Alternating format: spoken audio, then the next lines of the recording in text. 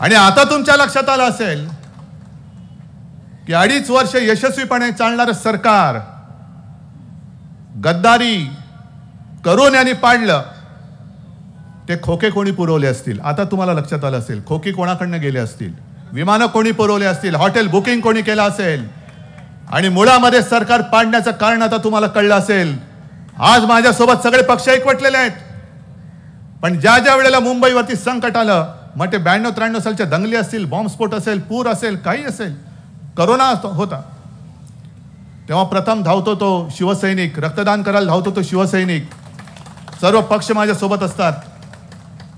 पण त्यांना जेव्हा कळलं की जोपर्यंत हा बसलाय तोपर्यंत मला मुंबई गिळता येणार नाही,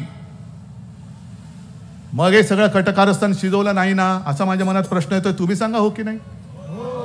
हे सगळे खोके, खोके सरकार, 50 खोके एकदम ओके, कशासाठी, कोणासाठी, कोणी दिले, हे आता उघडकीस आलेलं आहे.